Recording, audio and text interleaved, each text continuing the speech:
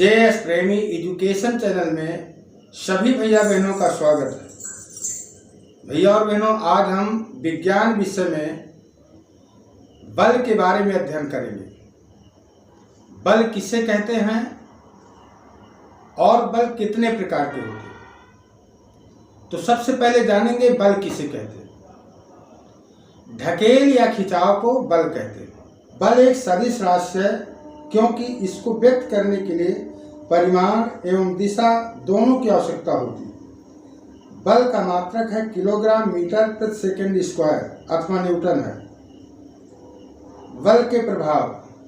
किसी वस्तु पर बल लगाने से निम्नलिखित 3 प्रभाव पड़ सकते हैं। पहला है वस्तु की चाल बदल सकती है, वस्तु की गति की दिशा बदल सकती है, वस्तु का आकार बदल सकता है। अब बल के प्रकार। सामान्यतः बल 5 प्रकार के होते हैं। उनका प्रयोग अलग अलग रूपों में किया जाता है। पहला है पेशीय बल, दूसरा गुरुत्व बल, तीसरा चुंबकीय बल और चौथा स्थिर विद्युत बल और 5वां घर्षण बल।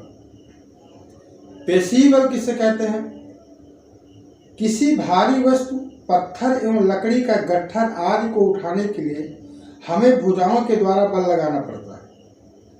मांसपेशियों द्वारा लगाए गए इस बल को पेशीय बल कहते हैं। मानव तथा पशु द्वारा किए गए कार्य पेशीय बल के ही परिणाम होते हैं।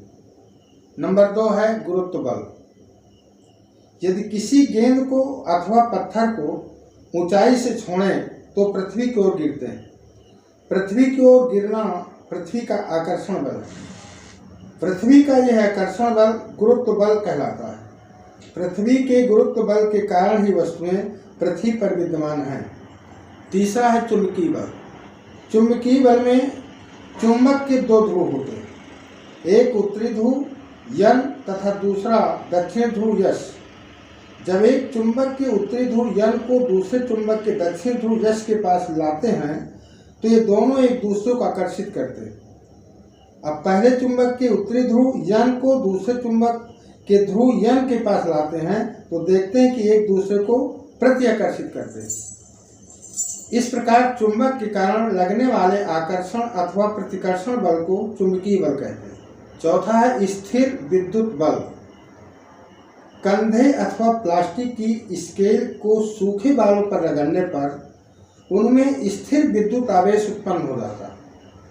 यह आवेश एक बल लगाता है। इस बल के कारण कागज के टुकड़ों में गति उत्पन्न हो जाती है। इस प्रकार स्थिर विद्युत आवेश द्वारा लगाए जाने वाले बल को स्थिर विद्युत बल कहते हैं। और 5वां है घर्षण बल। जब कोई वस्तु किसी सतह पर गति करती है तब उस पर उसकी गति का विरोध बल लगता है। इसे घर्षण बल कहते हैं। जैसे लुढ़कती हुई गेंद का कुछ समय बाद रुक जाना। घर्षण बल 2 वस्तुओं की उन दोनों सतहों के मध्य लगता है जो आपस में संपर्क में हैं। गेंद फर्श के संपर्क में होती है, अतः घर्षण बल गेंद तथा फर्श की सतह के मध्य लगता है। इस प्रकार से आज हम बल और उसके प्रकार की जानकारी प्राप्त किया। तो ऐसी ही नई नई जानकारी के लिए वीडियो को लाइक और चैनल को सब्सक्राइब करेंगे, साथ ही साथ अपने दोस्तों को बताएंगे। धन्यवाद।